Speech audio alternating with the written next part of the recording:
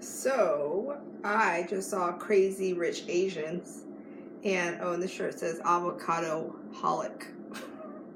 um, my mom picked it out for me. Isn't that cute? Because she noticed I started liking these T-shirts, and so she found this super soft shirt, and she picked it out for me. So I'm watching this movie. It's called Crazy Rich Asians. If you haven't seen it, spoiler alert. So move on along. You don't want to know what happens, then don't watch this video. Um, so there's this movie. It's called Crazy Rich Asians. Is based on from this guy from Indonesia, and he meets this girl in New York, and they fall in love, and he takes her back to meet his family. It turns out he's really rich, and he falls in love with her, and the moral of the story, which applies to any of us in any of our lives, is in order to powerfully choose, in order to powerfully create. Well, thanks for the love, Brooke, and hey, Tiffany.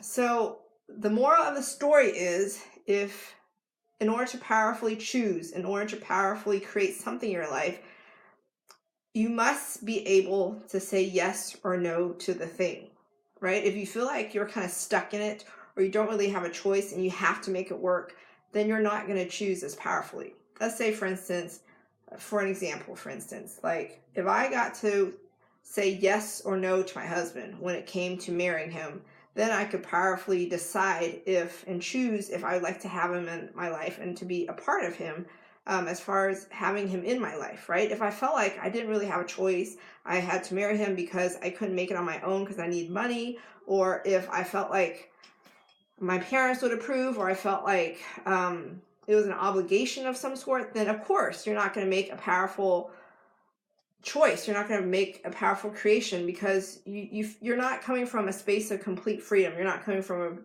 a blank slate of nothing, right? That is how you powerfully choose and create something for your life, is when you're actually able to choose from nothing. Like when you have a blank slate to start with, it's when you really get to create and draw and envision exactly how your life goes. If you feel like, well, I kind of have to do these things, I have to work these things in, and I'm forced with these things, and this is all I've got, then of course you're already limiting yourself in that way.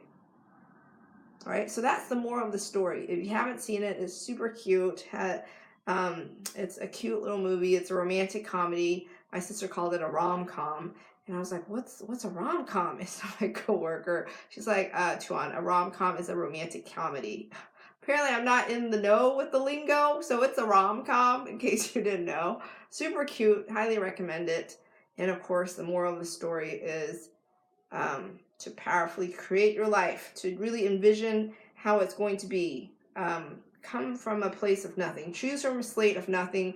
Really think about, okay, if I got to choose from nothing, I got to create from nothing, and I really get to say exactly how it goes. How will it be? And how would I do it? How would I live it? What kind of life would I live into? I'm listening to this book called Everything or something by Bill Nye the Science Guy. And this guy, if you've seen his channel, right, his show on, I would watch it on Saturdays or something, and he talked about all the science stuff, and he like totally geeks out, and he's like this wonderful nerd.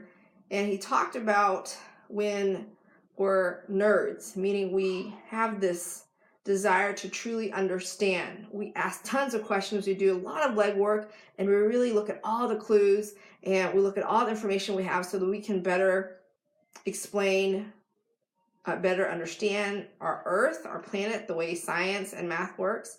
But I think what I got from listening to that was, when we truly listen with our heart and with our soul, when we truly ask lots of questions to get to know somebody, to really understand them on a profound level, to really understand where they're coming from, what they're talking about, what is it like to be in their shoes, not that you would ever know, but to get a really, really better understanding, to get a really good idea, is when we truly start building a relationship with them, when we start building that intimacy, the connectedness, and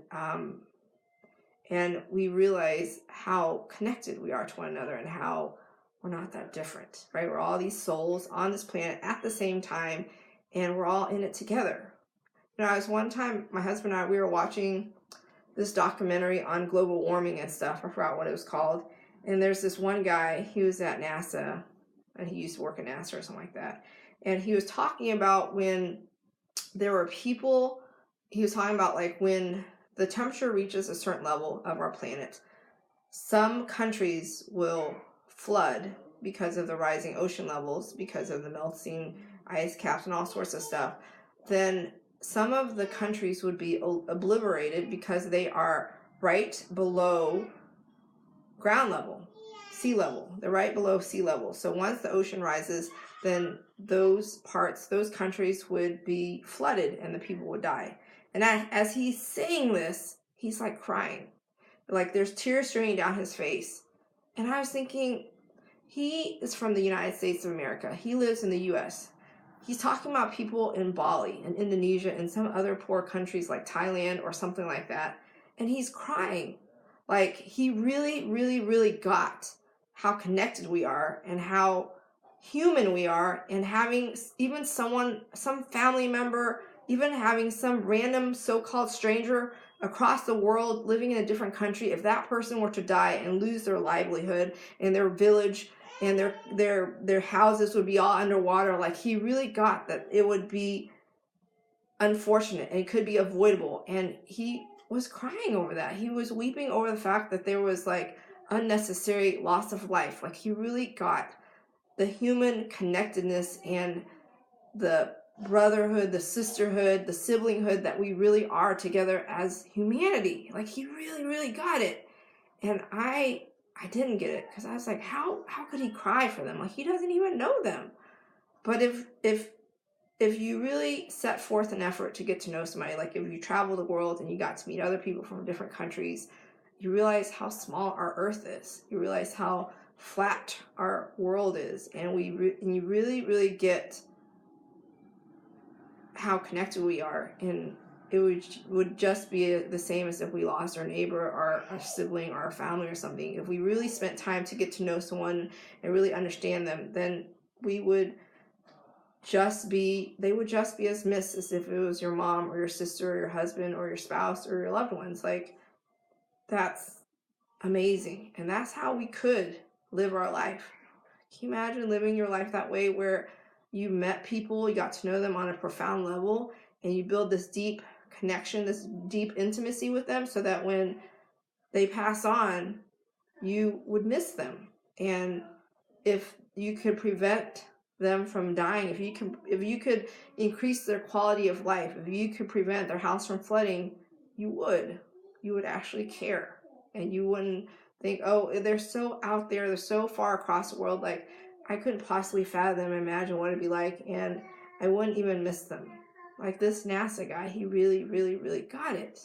What if we all operated that way, where we really got how close we are together as a planet, as humanity, as souls, all existing at the same time, and we looked out for one another, and we cared for one another, and we thought about our actions and how it would affect the rest of the world.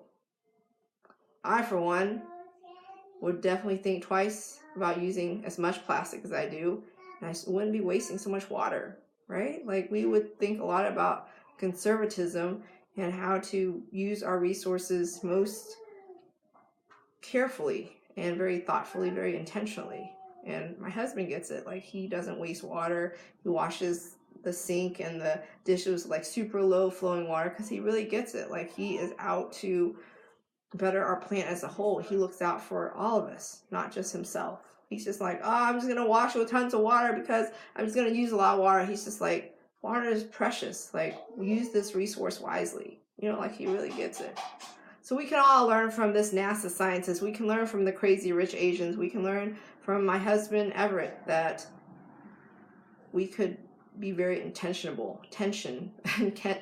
we could be very intentional about the life we live, and we could really get that this planet is really small and we're all brothers and sisters here, and we could all look out for one another, and we could all care for one another. The moral of the day, as late as it is in the day, and I bid you adieu, and I send you love, light, profound clarity, and infinite possibility to creating the life you'd like to live. And yes, see, Guyane totally agrees. She's been all around the world, so of course she gets it, and right? So what else? Oh yes, so I'm a life coach. If you're looking for a life coach, someone's looking for a life coach, send them my way or give me their contact information. You can forward this video on to them if you found it to be of value. And check out Bill Nye the Science Guy's book. He's amazing. And what else? That's it. Here's you living a soul elevated life, and I will see you tomorrow. Bye, G. Bye, Tiffany.